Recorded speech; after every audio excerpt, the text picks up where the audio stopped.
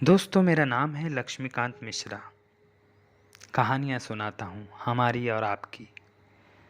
आप मेरी माँ हो, इस कहानी का दूसरा पार्ट आज हम सुनेंगे।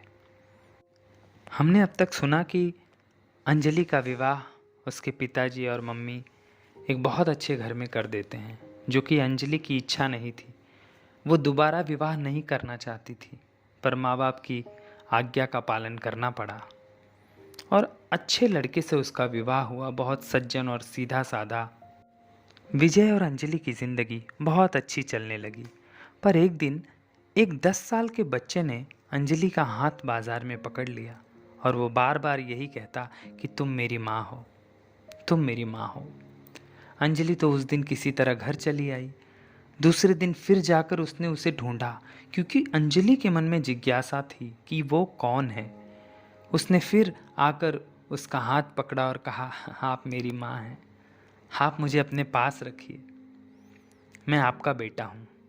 अंजलि ने उसका नाम पूछा, वो कहाँ रहता है वो पूछा। उसने बताया कि वो एक अनाथ आश्रम में रहता है, खोली नंबर 16 में। अंजलि ने ये वादा किया कि मैं ज़रूर उससे मिलने आऊँगी। अब कहानी आगे। घर आकर उसने ये पूरी बात विजय को बता दी। विजय को तो पहले लगा कि शायद अंजलि मजाक कर रही हो, पर अंजलि ने कहा, नहीं, तुम नहीं समझ रहे हो।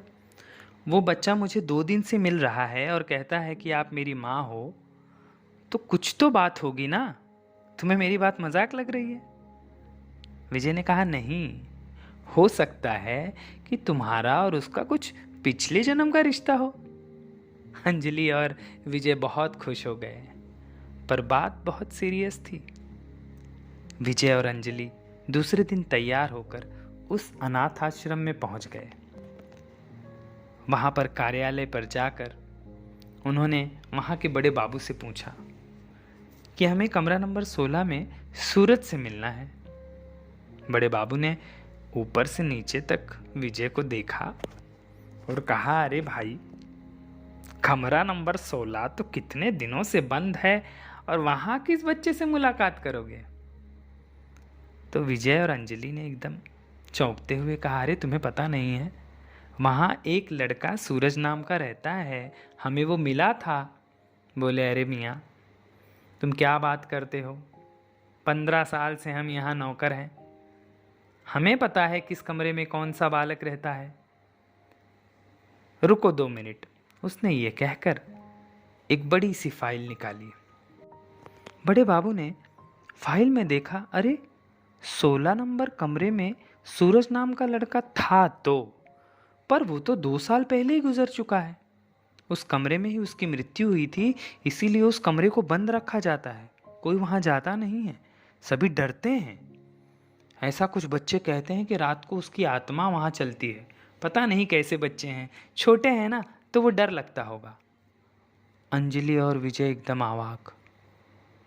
अंजलि को तो कुछ समझ में नहीं आ रहा था, ये हो क्या रहा है। अंजलि ने कहा, अरे बड़े बाबूजी, आप ये क्या कह रहे हैं? 2 दिन पहले मुझे वो बच्चा मिला था, मैंने उससे कल भी मुलाकात की, बाजार में मैंने उससे बातें की, और आप कहते हो कि वो 2 साल पहले गुजर गया था। बड़े बाबू ने कहा, तो क्या मैं झूठ बोल रहा हूँ? यही तो मेरा काम है, और फाइल में भी यही लिखा है, और उस समय मैं था, मुझे अभी याद आया। 2 साल पहले सच में एक बच्चा वहां गुजर गया था जिसका नाम सूरज था। अंजलि क्या बोले? उसने कहा, अच्छा ये बताओ कि उस बच्चे को आश्रम में किसने छोड़ा था, उसका नाम तो होगा। बोले, हाँ रुको 2 मिनट, मैं ढूंढता हूँ। बड़े बाबू ने एक फाइल निकाली, 2 फाइल निकाली, और अंत में एक फाइल में वो नाम मिल गया। हाँ, मिल गया वो नाम। उस इंसान का नाम था आत्म प्रकाश दुबे, यही नाम लिखा हुआ है। अंजलि और चौंक गई, अरे ये तो मेरे पिताजी का नाम है। अब विजय और अंजलि को कुछ समझ में नहीं आ रहा था। अंजलि बेहोश हो चुकी थी। विजय ने किसी तरह उसे संभाला और वो उसे घर ले आया। अंजलि जब होश में आई तो उसे कुछ समझ में नहीं आ रहा था कि पिताजी ने किस बच्चे को हॉस्टल में रखा था। उसने तुरंत पिताजी को फ़ोन लगाया। पापा, हेलो पापा। उस तरफ से आवाज़ आई। हाँ बेटी बोलो, सब ठीक तो है? हाँ पापा, सब ठीक है। मुझे ये बताओ, आपने 10 साल पहले किस बच्चे को हॉस्टल में रखा था? ये आवाज़ सुनते ही उस तरफ से कोई आवाज़ नहीं। अंजलि ने बार बार आवाज़ लगाई कि पापा बोलो, कौन था वो बच्चा? पर पापा नहीं बोल पा रहे थे।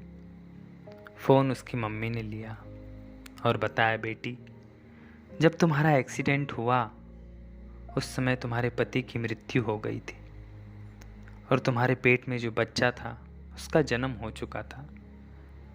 ऑपरेशन करके उस बच्चे को निकाला गया। वो जिंदा था, पर हम दोनों ने ये निर्णय लिया कि उसके कारण तुम्हारी ज़िंदगी खराब हो जाएगी, इसलिए हमने उसे अनाथ आश्रम में रख दिया था। हमसे बहुत बड़ी गलती हो गई। हमें नहीं पता था कि वो अतीत तुम्हारा पीछा नहीं छोड़ेगी। अंजलि कुछ नहीं बोल पा रही थी। उसने फ़ोन को छोड़ दिया और वो सोफे पर बैठ गई। विजय ने पूछा, क्या हुआ? क्या हुआ अंजलि, क्या हुआ?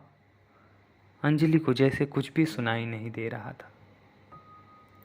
ये उसका ही बच्चा था।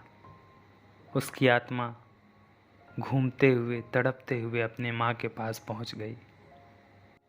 तो दोस्तों, इस तरह ये कहानी पूर्ण होती है और हमें ये सिखा जाती है कि जीवन भी कोई भी सच्चाई कभी छिपती नहीं है, वो सामने आती ज़रूर है। तो मेरी कहानी को सुनते रहिए, सब्सक्राइब कीजिए, क्योंकि ध्यान है तो ज्ञान है, फिर आदमी महान है।